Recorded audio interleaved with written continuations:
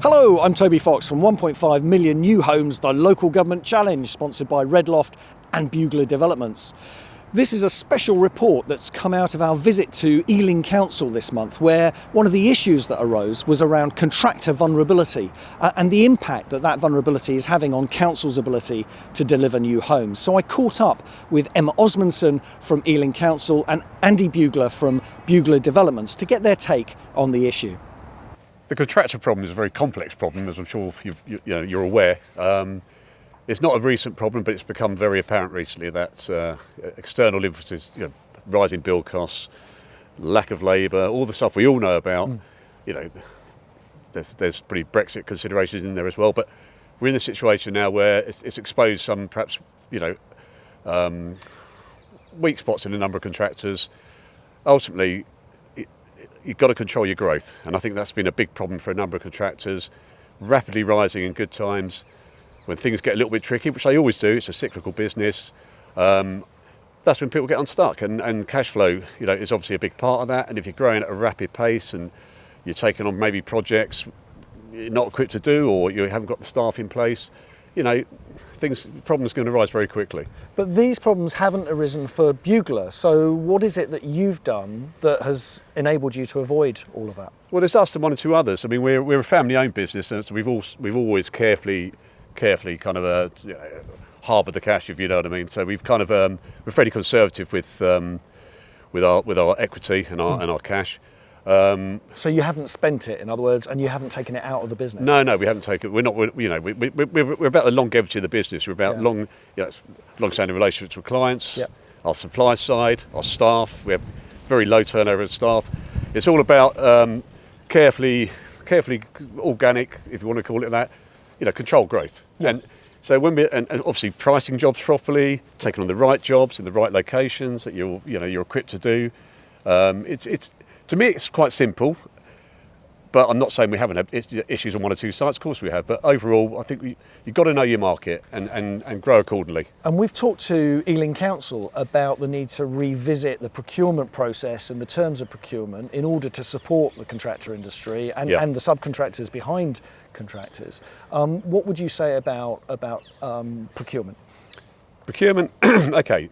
This has been it's been discussed in every conference I've been to in the last 20 years. Yeah. And obviously we had the PPC partnering world of maybe 15, 20 years ago.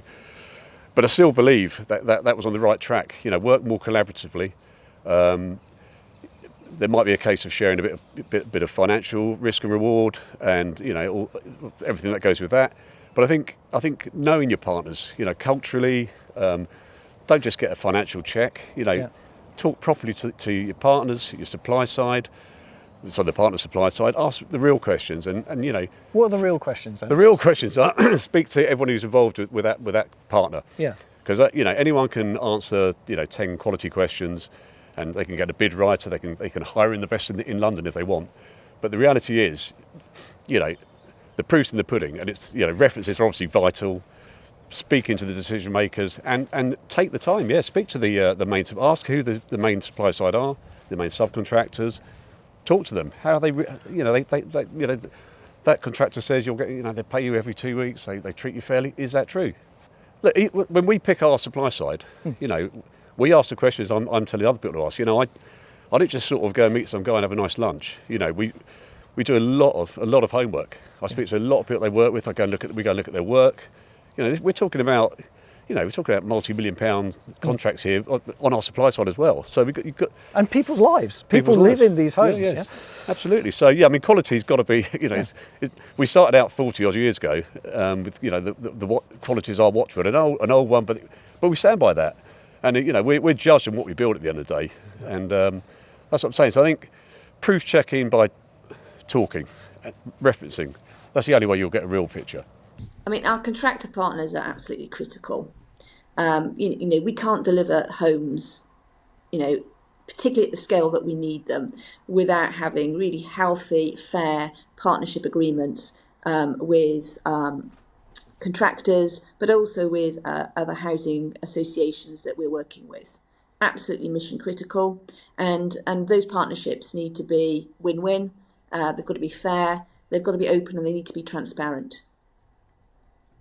So what's the role of the council in supporting your supply chain's ability to deliver on these sustainability requirements that you're putting in place?